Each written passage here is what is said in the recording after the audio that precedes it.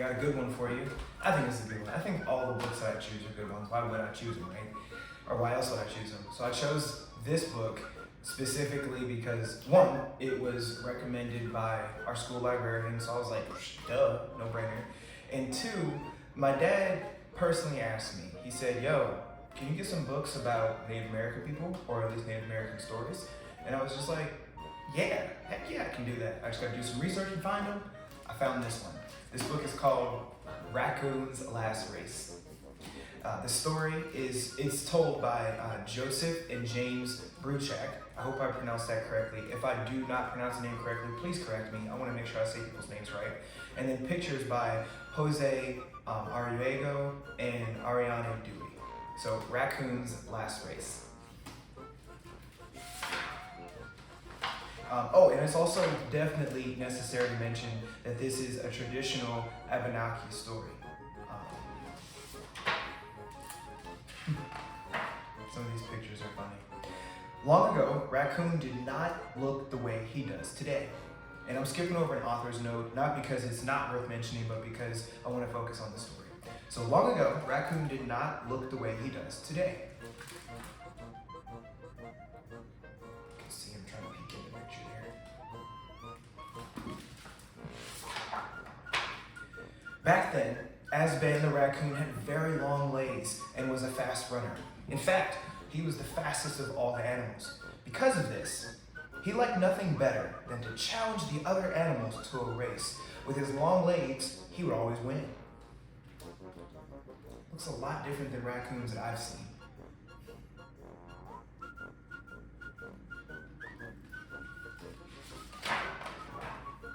He would race Bear, zip zip. He would beat Bear. He would race Fox, zip zip. He would beat Fox. He would race Rabbit, zip zip. He would beat Rabbit.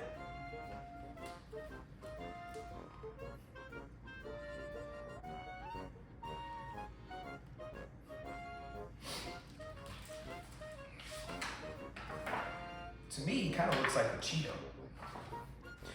Asban the raccoon also liked to taunt the other animals. While racing, he would turn his head back to look at his competitor, and he would sing, hee hee hee, look at me. I am Asban, I am fast. Look at you, ho ho ho. You are very, very slow. As you might imagine, this didn't please the other animals. After a while, none would accept Asban's challenges. In fact, they even refused to speak to him because he was always trying to taunt them into racing again. So there you can see him taunting, and then over here you can see everybody ignoring him.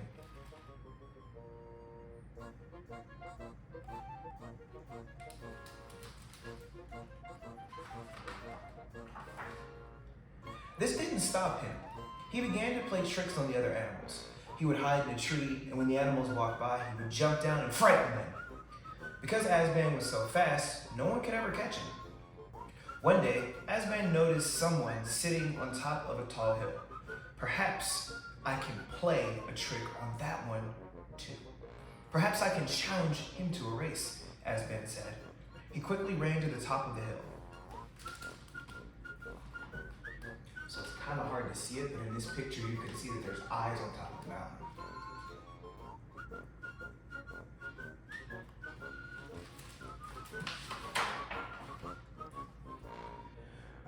When he got there, he discovered that it was not an animal at all. It was a big rock.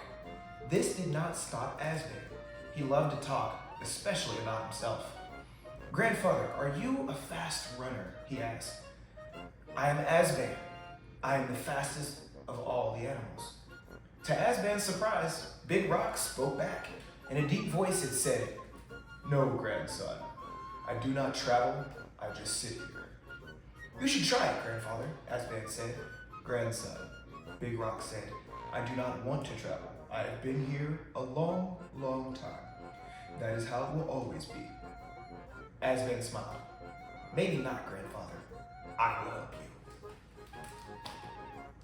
So you can tell the rock is there talking to him. And Asban has a really, really, really crazy looking face right now. Something like he might be doing something mischievous next. Then Asban got behind Big Rock and began to push and push. As he did so, the rock began to wobble back and forth. Thump, thump, thump, thump. As Asban pushed harder and harder. Kaboom! The rock fell over on its side and began to roll. Kaboom! Kaboom! Kaboom! It rolled on down that hill. Aha, grandfather, Asban shouted. Now you were traveling.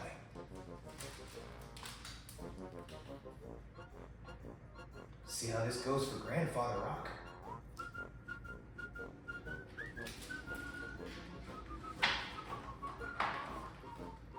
As Big Rock rolled down the hill, Asban quickly caught up and ran alongside. How do you like it? He asked. And Big Rock answered, Kaboom! Kaboom! Kaboom! Well, as that rock rolled down the hill, it naturally began to pick up speed. Yippee! Thought Asban. This rock is trying to challenge me to a race. I will show it a thing or two. Running as fast as he could, Asban, the raccoon, flew past the rock that was rolling. Kaboom! Kaboom! Down the hill. He began to zigzag in front of Big Rock while turning around and taunting. Ha ha! You are very slow, grandfather. I, Asban, am very fast. So you can see the rock is bouncing, and Asban is doing his best to keep it stay in front, being really fast.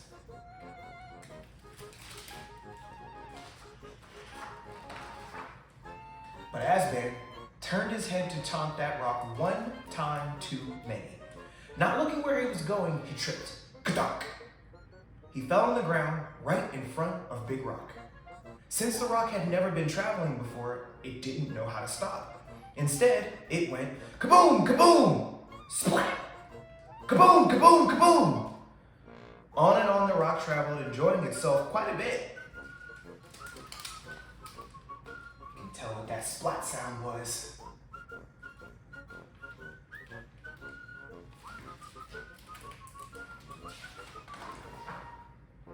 And there lay Asban the raccoon, rolled so flat and wide by the rock that he could not move his arms or legs or even his head.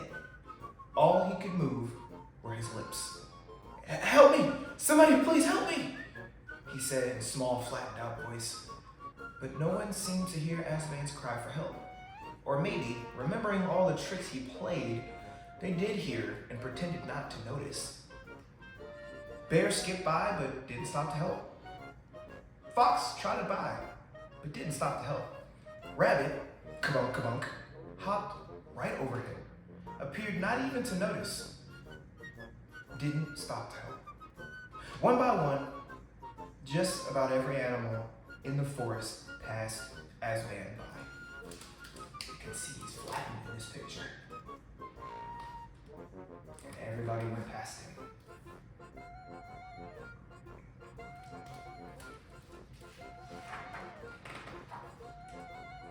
Asban began to think he would be lying there forever.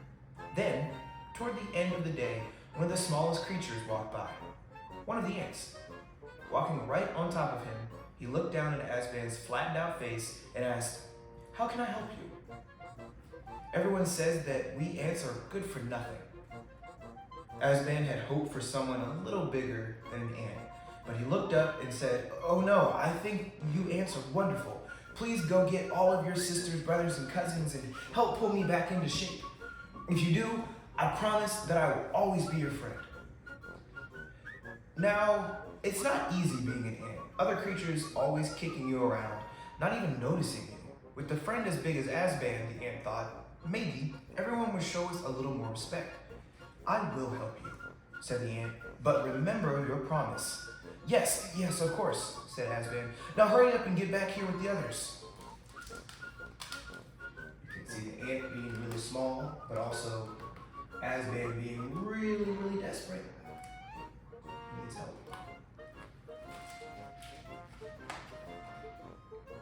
And so the ant went back to his village.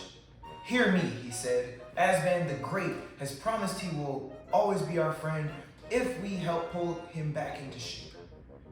The ants agreed that it would be good to have a friend as big as Asban. And so before long, all the ants, thousands of them, gathered around the raccoon and began to do something they do very well: work together. You can see all the ants gathered here and then helping over here.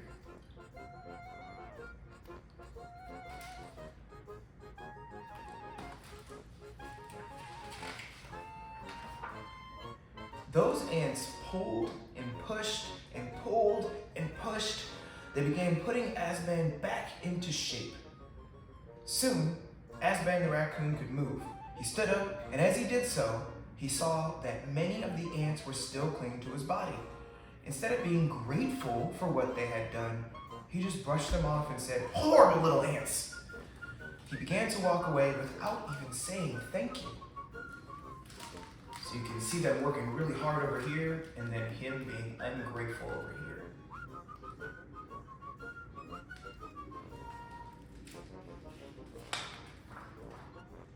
However, after only a few steps, he noticed something. His legs were very short. His body was still quite wide. He had brushed those ants off before they had finished stretching him out.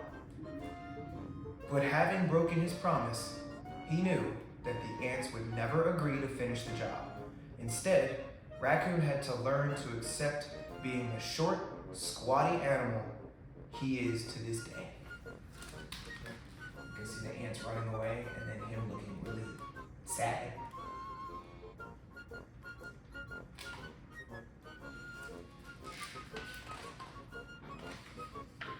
And he is certainly not a fast runner.